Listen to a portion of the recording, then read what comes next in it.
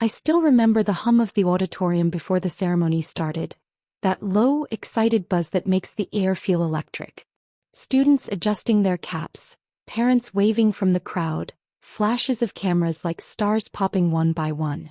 And me, scanning the rows for two familiar faces that never showed up. Graduation day.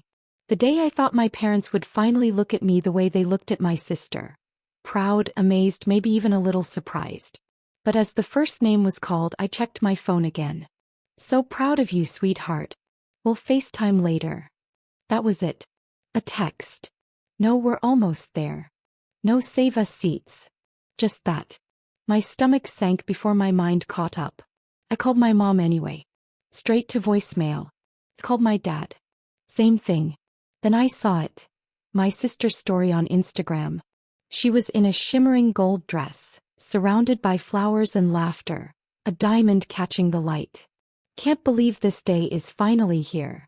The engagement party of my dreams, red heart. And there they were. My parents. Smiling in the background. I sat down in my seat. The ceremony hadn't even started and my hands were already shaking. The dean's voice echoed through the hall, but all I could hear was my heart pounding, not from pride, but from a kind of quiet disbelief that felt like drowning. Every student stood to applause one by one. Every name cheered except mine. My name, Rebecca Lawrence, was swallowed by silence.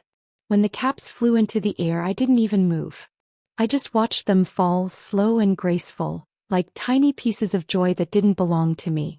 My name is Rebecca Lawrence. And from wherever you're watching this, stay with me. Because what happened after that day changed everything. Have you ever been treated like a stranger in your own family? I learned that day that sometimes betrayal doesn't scream. It just doesn't show up. And the empty seats in that auditorium? They were the first sign of the silence that was coming. I didn't go to the after party. While my classmates clinked champagne glasses and took selfies in their caps, I sat in my dorm room, still wearing mine, staring at the glow of my laptop screen. My phone was face down beside me. I couldn't bring myself to flip it over, not yet. When I finally did, there were 3 missed calls from my mom and 1 from my dad. The 4th notification was a video from my sister. She was dancing, her fiancé spinning her around as my parents clapped. Everyone looked beautiful. Everyone looked complete. And that's when it hit me, they hadn't forgotten. They'd chosen. I pressed play on the voicemail from my mom. Hey honey. We're so sorry we couldn't make it. The engagement was such short notice, you know how families are. But we're just so proud of you. You know how much we love you. Don't be mad, okay? We'll celebrate later. Celebrate later. As if the moment I'd waited my entire life for was just another weekend event they could reschedule.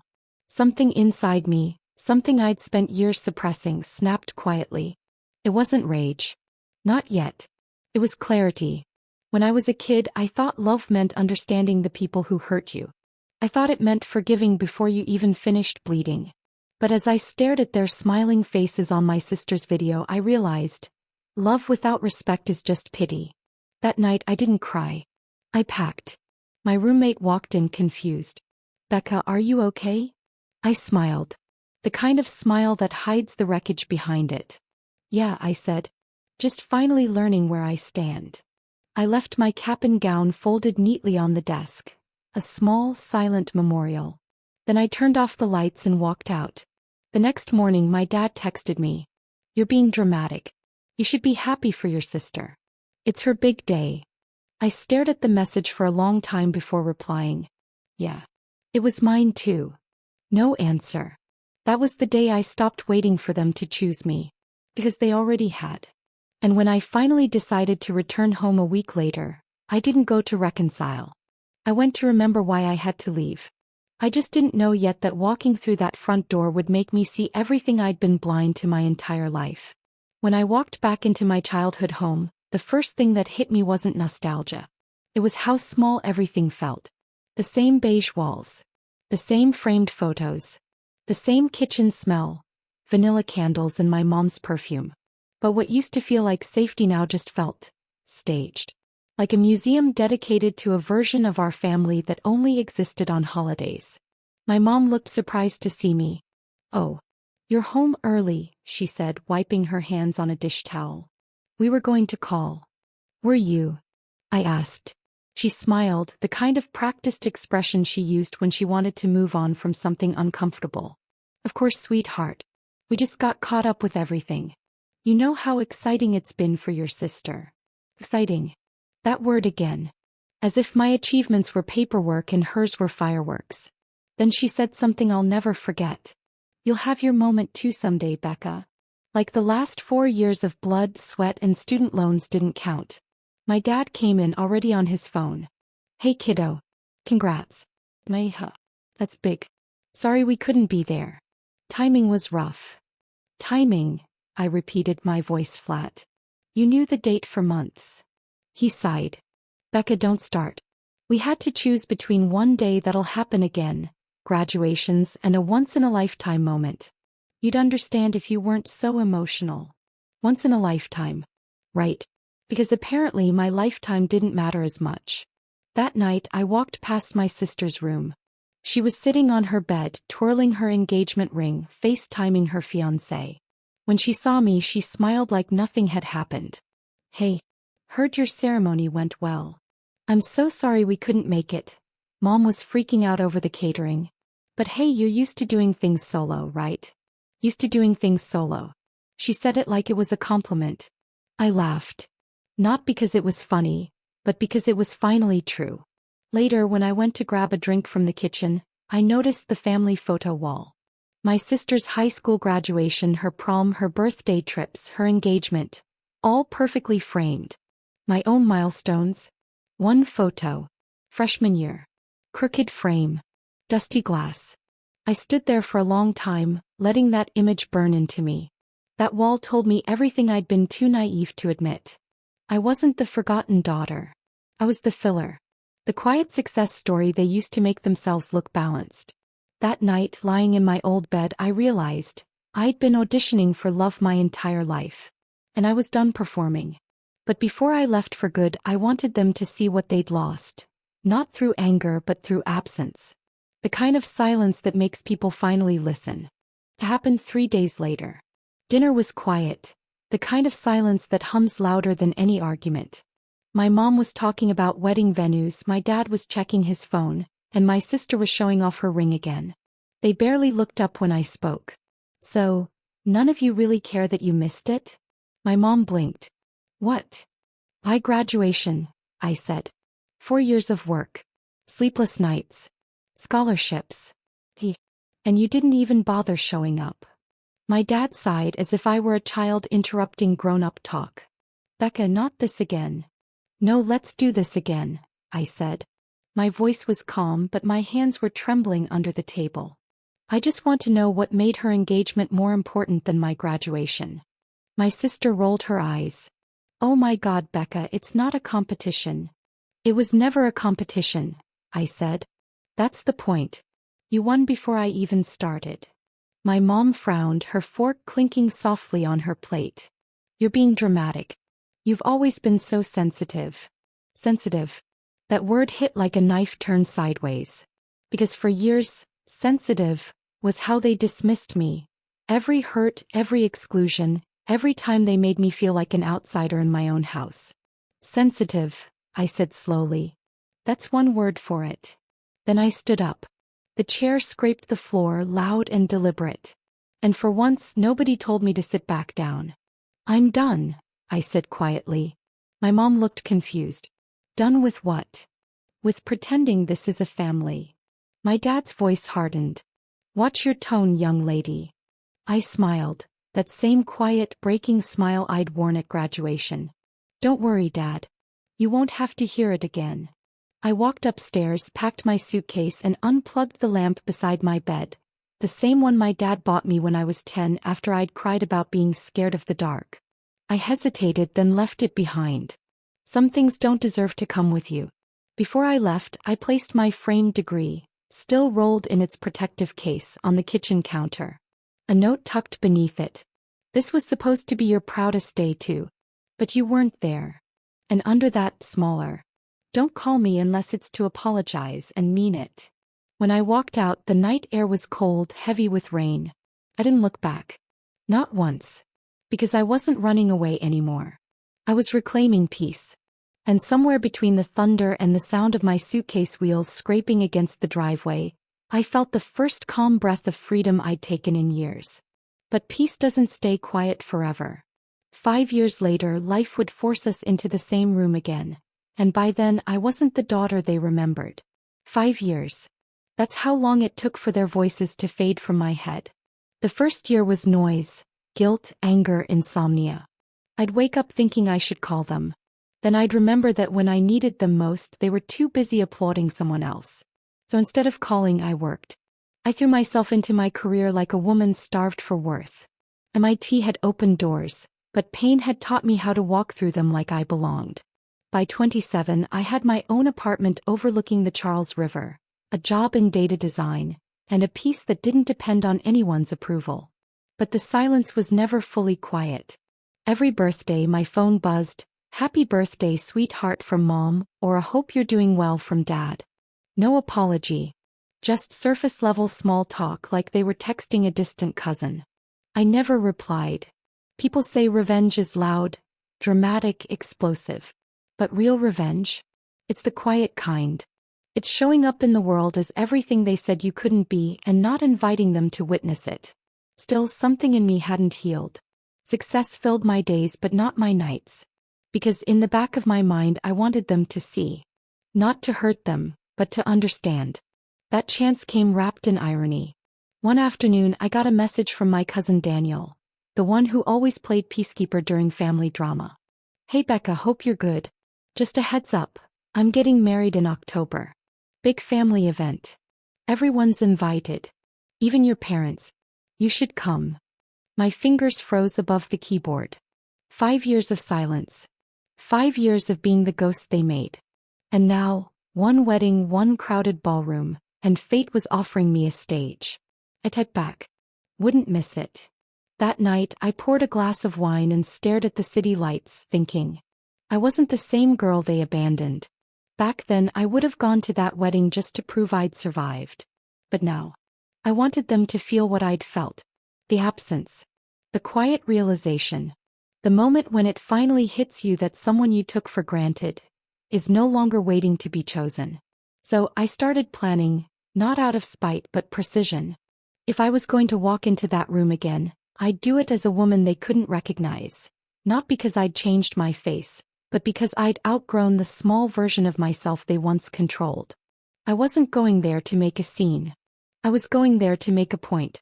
And the most devastating revenge of all? I wouldn't even have to say a word. The wedding was held at a lakeside resort 2 hours from Boston. White tents, strings of lights, and laughter spilling into the warm autumn air. I arrived just before sunset, dressed in a navy gown that caught the light with every step. I wasn't trying to stand out. But silence has a way of drawing attention. Daniel met me first, all smiles and warmth. "You came. Wow, you look incredible, Becca." "Thanks," I said, hugging him. "Wouldn't miss it for the world." He hesitated before lowering his voice. "Just so you know, they're here." I smiled. I figured. I saw them before they saw me. My parents, older, smaller somehow, sitting near the aisle. My mother's hair was streaked with gray now. My father's face looked heavier, his posture a little less sure. My sister stood nearby, radiant as ever, holding her baby in one arm and a glass of champagne in the other. For a moment I just watched them, like characters from an old movie I used to love but outgrew. I didn't feel anger. Just distance. When they finally noticed me, time stopped. My mom froze mid-sentence. My dad blinked like he wasn't sure if he was seeing right. My sister's smile faltered. I walked toward them, steady and calm, each step deliberate. My mom stood first. "Honey, you came." I smiled. The kind you practice when you've outgrown the need for approval. Of course. Family event, right? Her eyes filled too quickly. "We've missed you so much." "I'm sure you did," I said softly. My dad cleared his throat. "You look good, kiddo. Doing all right." "I'm doing great," I said. "Better than ever." He nodded awkwardly, looking at the floor. My sister shifted beside them, clearly uncomfortable. It's really good to see you, Becca. I turned to her. Congratulations on the baby. She's beautiful. For a second she almost smiled for real. Then she glanced at our parents, waiting for me to say more to make it easy again. I didn't. Because forgiveness without accountability isn't peace, it's performance. Dinner was served and I took my seat across the room. Every so often I caught them looking at me, like people staring at a reflection they don't quite recognize. And in that moment I realized something. They didn't regret missing my graduation. They regretted losing access to me, to my success, my calm, my presence. Later that evening, Daniel's new wife gave a toast about family, about showing up for each other, about love being in action, not just words. And as glasses clinked, I saw my mom's eyes glisten. My dad couldn't meet mine. It was the first time I'd seen them uncomfortable in their own skin. When the music started, I stepped outside, into the cool night air by the lake. The moonlight shimmered on the water and I thought about all the versions of myself I'd shed just to stand there whole. Behind me I heard the faint sound of footsteps. Becca, my mother's voice said softly. Can we talk? I turned, calm as the water beside me. Sure, I said. Let's. We walked down toward the lake, away from the music, until the laughter from the reception faded into background noise. The air was cool and sharp and the water shimmered in silver ripples. My mom crossed her arms, nervous. I can't tell you how happy I am you came tonight. You look amazing, Becca. We're so proud of everything you've done. I nodded slowly. That's nice to hear. Especially after 5 years of silence. She winced. We didn't know how to reach you. I looked at her, calm but unblinking. You had my number. Her mouth opened, then closed again. My dad joined us a moment later, his expression somewhere between guilt and defense. Your mother's right, he said. We figured you needed space. We didn't want to make things worse. I let out a quiet laugh, the kind that sounds more like disbelief than amusement. You thought ignoring me again would fix ignoring me the first time? He frowned. Come on, Becca. That day your graduation, it was bad timing. We made a mistake. I turned to face them fully. No. You made a choice. The silence that followed was heavy enough to drown in. My mom's voice trembled. You have to understand your sister. No, I cut in. You have to understand. For once. They both froze. My voice wasn't raised, but it had weight. I spent my whole life trying to earn what she got just by existing, I said. I thought if I worked hard enough, if I achieved enough, maybe you'd finally see me. But you only ever looked past me. My mom's lip quivered. That's not true. It is, I said softly. Every milestone I reached you made smaller so hers could shine brighter. You told me to be proud of her, to be patient, to not make things about myself. So I didn't. Until the day I walked across that stage alone, and realized I'd been walking alone my entire life. My father's eyes softened for the first time. We didn't mean to hurt you like that. Intent doesn't erase impact, I said. You taught me that showing up matters. But when it was my turn, you stayed home. He swallowed hard, looking down. My mother's tears finally broke. We thought you'd forgive us, she whispered. I did, I said. 5 years ago when I walked away. That was forgiveness. This, I gestured to the quiet space between us, the still water catching our reflections. This is acceptance. My dad's voice cracked. So that's it? We lose you forever. I smiled faintly. You already did. The moment you decided my worth was conditional. They stood there in silence, their faces breaking under the weight of everything they never said. I turned back toward the ballroom, lights glowing golden through the trees. You raised a daughter who stopped waiting to be chosen. Be proud of that. And as I walked away, I heard my mother whisper to my father, a sound carried just far enough by the wind. She's not angry anymore. No, he murmured. She's gone. The wedding ended just past midnight. Laughter still echoed from the reception hall, and faint music drifted across the water. I stood at the edge of the lake, watching the reflection of the lights shimmer and break with each ripple. Behind me the world was still celebrating. But inside, Everything was finally still. My parents left quietly after our talk. I didn't see them go, but I knew the moment they did, the air shifted. Like a door that had been cracked open for years had finally, gently closed. Daniel came over before leaving for his honeymoon. "Hey," he said, handing me a slice of cake wrapped in napkins. "You okay?" I smiled. "Better than I've ever been." He nodded slowly, studying my face. I think they finally get it now." "Maybe," I said. "But that's not really for me to worry about anymore." He hesitated. "You're not going to talk to them again, are you?" I looked out at the lake. The moon had climbed higher, its reflection splitting across the surface like threads of silver glass. "Sometimes," I said softly, "silence is the only language left between people." He didn't argue. He just hugged me, the kind that says everything words can't. When he left, I stayed a while longer, barefoot in the dewy grass, breathing in the night. For the first time, I didn't feel like the forgotten daughter. I felt like someone who had finally remembered herself. As I turned to leave, I passed the reception hall one last time. My sister was dancing with her husband, her baby asleep in someone's arms. She saw me through the glass and smiled, small, almost guilty but real. I smiled back. No anger. No bitterness. Just peace. Because forgiveness isn't always reconciliation. Sometimes it's choosing to live well in the absence of apology. When I reached my car, I sat in the driver's seat for a moment, my hands resting on the wheel. I thought about that graduation hall.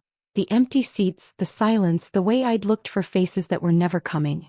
And then I realized something. I wasn't looking for them anymore. My life had grown beyond the version they abandoned. And in that growth, in that quiet, steady distance, lay the most devastating truth of all.